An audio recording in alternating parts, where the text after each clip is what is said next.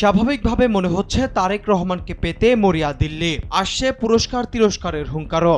এমনকি বাংলাদেশে নিযুক্ত ভারতীয় হাইকমিশনার দীনেশ ত্রিবেদী বলেছেন তারেক রহমানকে স্মরণীয় সংবর্ধনা দেবে ভারত। তার আগে 10ই আগস্ট অনেকটা গোপনেই ঢাকায় এসেছিলেন প্রধান পরাগ জৈনক। ত্রিবেদীও একই দিনে বৈঠক করেছেন প্রধানমন্ত্রী তারেক রহমানের সাথে। তারপরেও এক অবিশ্বাস্য নীরবতা আর কৌশলী দূরত্ব বজায় রাখছে ঢাকা।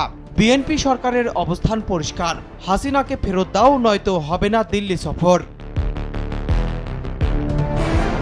এখানে আরেকটি বিষয়ও পরিষ্কার, দিল্লি চাইছে যত দ্রুত সম্ভব সফর সেরে ফেলা। ভারতীয় হাইকমিশনার বলেছেন যত দ্রুত সফর হয় ততই ভালো, এখানেই থামতে হয়।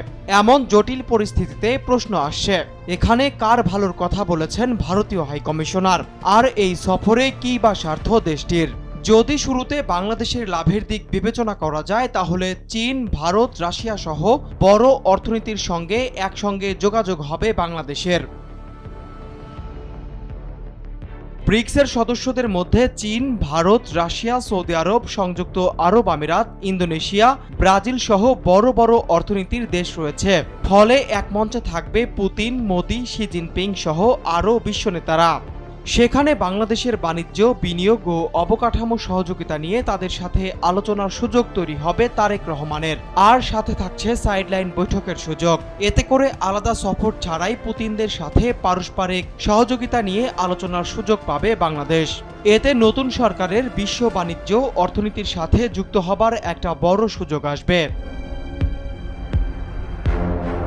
এর পাশাপাশি প্রতিবেশী মোদির সাথেও সম্পর্কের দূরত্ব নিশ্চিতভাবেই কমে আসবে। বাংলাদেশ এর আগে ব্রিক্সের সদস্য হতে চেয়েছিল। ভারত যেহেতু ব্রিক্সের চেয়ারম্যান, তাই সফর করে ভারতকে সন্তুষ্ট করা গেলে ব্রিক্সের পথ খুলতে পারে বাংলাদেশের। এবার আসা যাক, তারেক রহমান যদি দিল্লি সফর না করেন তাহলে দিল্লির ক্ষতি কতটুকু? প্রথমত, নতুন বাংলাদেশ সরকারের সঙ্গে সম্পর্ক মেরামতের গতি কমবে। শেখ হাসিনার ভারত অবস্থান ও প্রত্যর্পণ ইস্যুকে কেন্দ্র করে ঢাকা দিল্লির সম্পর্কে যে টানাপোড়েন তৈরি হয়েছে, সেটি কাটাতে সরাসরি শীর্ষ বৈঠক ভারতের জন্য গুরুত্বপূর্ণ। ঢাকা ইতিমধ্যে বলেছে অনুকূল পরিবেশ তৈরি না হলে সফরটি হবে না। দ্বিতীয়ত, হাসিনা ইস্যুতে সরাসরি দর কষাকষির সুযোগ কমবে দিল্লির। বাংলাদেশ চাইছে শেখ হাসিনাকে ফেরত পাঠানো হোক। ভারত বলছে বিষয়টি তাদের আইনি কাঠামোর মধ্যে পর্যালোচনাধীন। দুই দেশের সরকার প্রধান মুখোমুখি হলে এই জটিল ইস্যুতে সরাসরি রাজনৈতিক আলোচনা করার সুযোগ তৈরি হতো।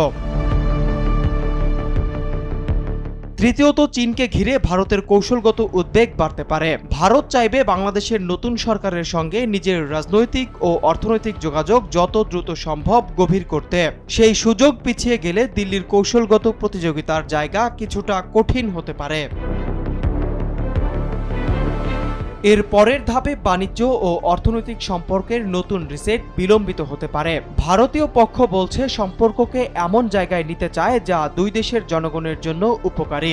এছাড়া বাংলাদেশের আদানির বিদ্যুৎ প্রকল্প সহ ভারতের হাজার হাজার কোটি টাকার বড় অঙ্কের বাণিজ্য আটকে আছে।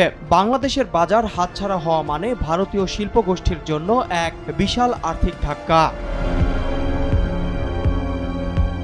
এমনকি ভারতের কর্পোরেট ও ব্যবসায়ী মহল এখন নরেন্দ্র মোদী সরকারের উপর প্রবল চাপ সৃষ্টি করছে। তাদের স্পষ্ট বার্তা, যেভাবেই হোক ঢাকার নতুন সরকারের সঙ্গে টেবিল টক শো শুরু করতে হবে, তা না হলে ধসে পড়তে পারে ভারতীয় ব্যবসার বাজার। ভারত খুব ভালো করেই জানে এই মুহূর্তে বাংলাদেশকে দূরে ঠেলে দিলে দিল্লির বাণিজ্যিক এবং কৌশলগত অবস্থান আরও অনেকটাই সংকুচিত হয়ে পড়বে। তাই শেষ পর্যন্ত এই সফর শুধু তারেক রহমানের দিল্লি যাওয়া কিংবা না যাওয়ার প্রশ্ন নয়, এর সঙ্গে জড়িয়ে আছে ঢাকা ও দিল্লির দুই পক্ষেরই অর্থনৈতিক ও কৌশলগত স্বার্থ। বাংলাদেশ সফরটি পিছিয়ে দিলে যেমন ভারতের সঙ্গে সম্পর্কের একটি গুরুত্বপূর্ণ সুযোগ হারাতে পারে, তেমনি ভারতও হারাতে পারে বাংলাদেশের নতুন সরকারের সঙ্গে দ্রুত আস্থা তৈরির সুযোগ। বাণিজ্য, বিদ্যুৎ, বিনিয়োগ, সীমান্ত, পানি কিংবা নিরাপত্তা, দুই দেশেরই স্বার্থ যেখানে একে অপরের সঙ্গে জড়িয়ে, সেখানে দীর্ঘস্থায়ী দূরত্ব শেষ পর্যন্ত কারো জন্যই লাভজনক নয়।